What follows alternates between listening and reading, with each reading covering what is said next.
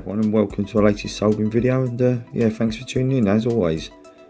Now in this one, I've had a few people ask me to show this. Now I've showed this in a few of my longer videos, but I just thought I'd dedicate its own personal video to it. So I'm going to show you how you can remove and replace this 100 pin quad flat pack. It's QFP. Basically, really simple method. I'm just going to use a hot air gun sort of to remove it. I'll show you if you're worried how you can protect some of the parts close by. I'll sort of talk about the temperatures that I use, and then I'll sort of show you how to fit a new part to it afterwards and clean it all up. So what we do, we move on to the first stage, that's the removal of the IC, and then we'll work through, like I was saying, we fit a new part and clean it all up at the end. So yeah, I hope you enjoy it. So we'll get on with the first stage now. We'll move on to the first stage of the changing of this IC. Now basically what you want to do, because I'm using a hot air gun, I've actually put some silver tape, aluminium tape, just over here, because there's some components fairly close to the sort of IC joints. The same up here.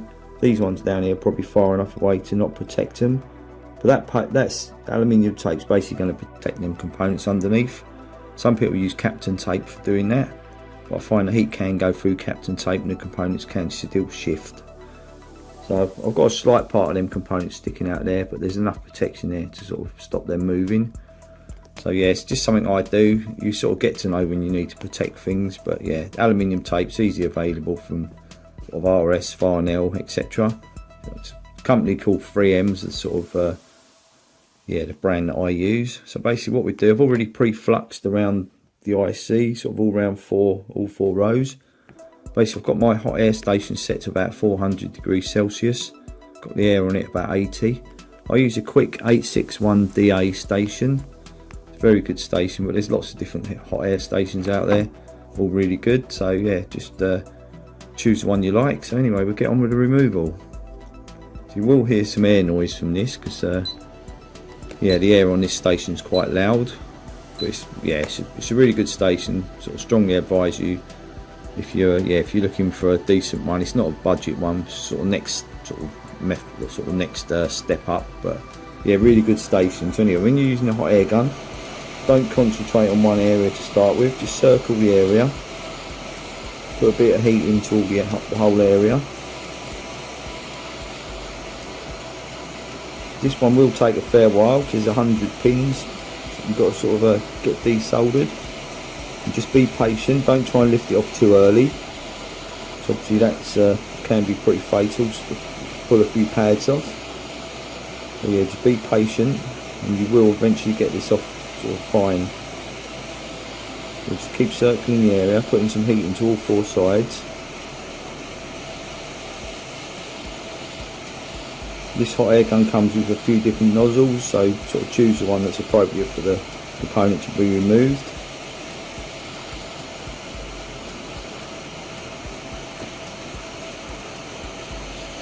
Like I say, just be patient.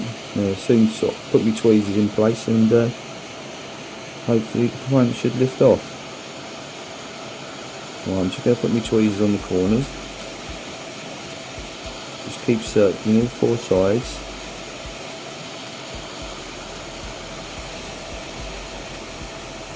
You will start seeing the joints sort of start melting soon. It's quite a large bodied IC, so that will take a short while.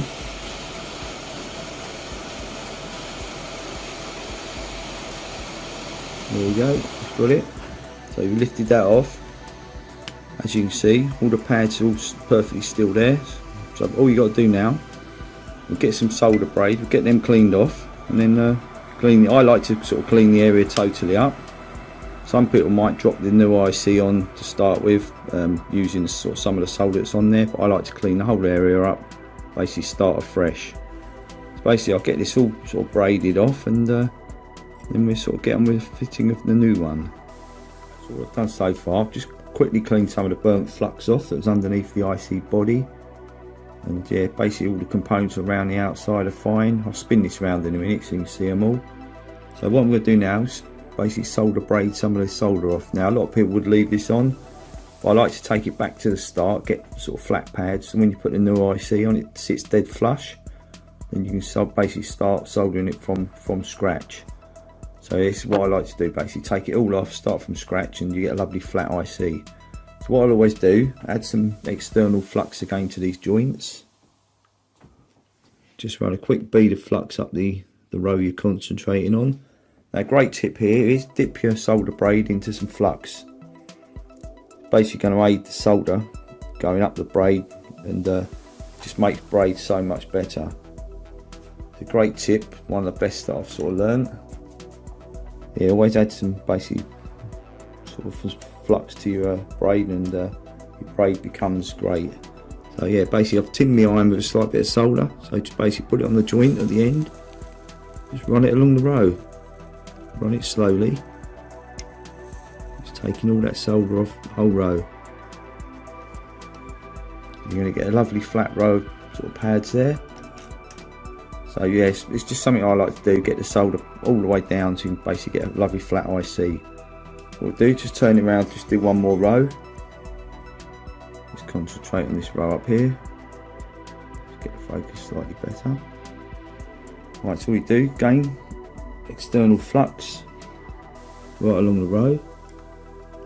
Always trim off your braid that's preloaded with solder, so once your braid sort of solder loaded into it, won't take any more. So you always trim the end of the braid and start with a new bit.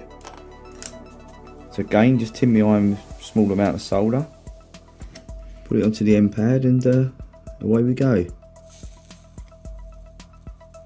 can see the sort of solder going up the braid. There you go, you've got another lovely flat row of joints. As you can see, all them components I protected earlier, still fine, there's no movement in any of them. So yeah, basically what I'll do, I'll clean these other two rows off, and then we'll concentrate on fitting a new IC.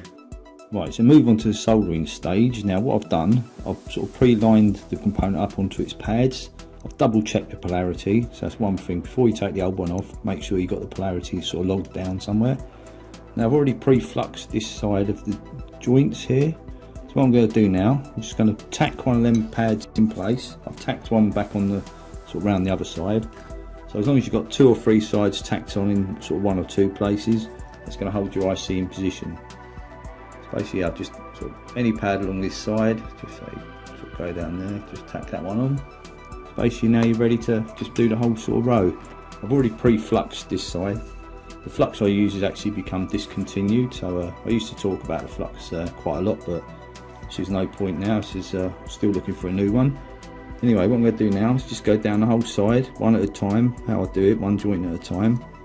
So basically I've preloaded my iron to do the first joint, and then we sort of move down the row. So basically, just feed it in one at a time.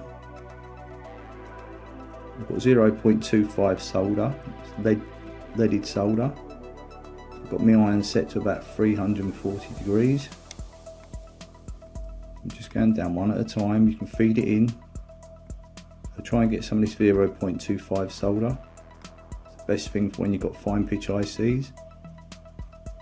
That's basically how easy it is. So if you've got the sort of extra large solder, say 0.7, it's really difficult to do these one at a time. You can drag them, but that's you've got to be quite good to do the drag soldering method. It's not something I sort of like doing. So anyway, what we do, move on to side 2, and then we'll progress round to side 4. Right, so moving on to side 2, again, going to pre-flux the whole row. So I just apply it with a dipped cable tie. And that protects, basically because it's plastic, it's protecting all them joints, not scratching the board. And basically do as before, just one joint at a time. So as long as you've got a fine conical tip, some 0.25 solder, should be good to go to do these one at a time. We do, just feed it in. Carefully go down the row, one joint at a time. If you catch 2 joints, it's not a problem. So you might get a short circuit, but it's easily dragged out. Like you say, carefully go down one at a time, feeding it in all the time. That's got them all done down that side. Basically, yeah, that's what we do. Just keep going around the whole IC. So I'll show you side 3 now. You should end up with a great result. Right, so moving on to side 3. Again, flux the whole row. As you can see, you've got your polarity marker up that top right hand corner of your screen. So sort of up there. That's pin 1. So basically make sure at the start of, before you do any soldering, you've got that in the right position. So again, it's just another case of doing it exactly the same. Just carefully go down. So all it is just feed it in. So it's quite a simple method.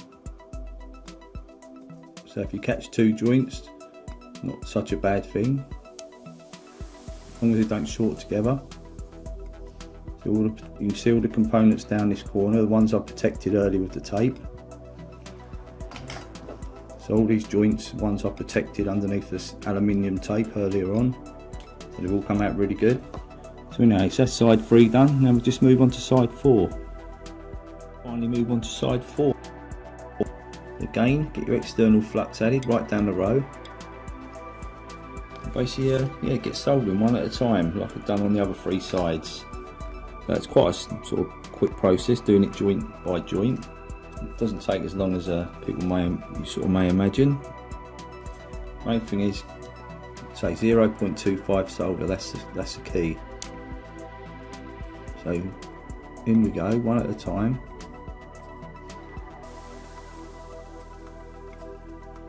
Just try and get, see, it's got a short there, but you can just drag it out.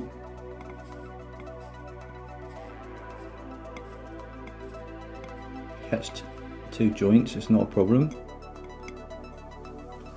That's how simple it is. Come right down the row.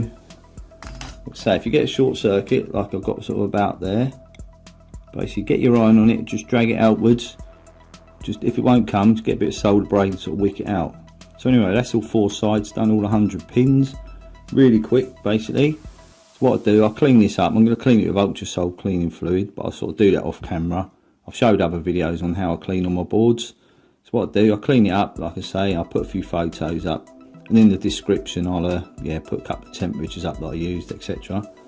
So basically, yeah, if you're doing leaded soldering, I sort of use about 330 degrees Celsius, and for lead free, sort of generally go about 360 to 370 degrees. These may vary basically depending if you've got ground planes, etc. So anyway, I hope you enjoyed the video. It's quite a short one for me, so I'm normally quite a bit longer. But yeah, what I do, I'll sort of, like I say, I'll put a few photos up, and I'll see you again soon with another soldering video. So thanks a lot, and yeah, take care.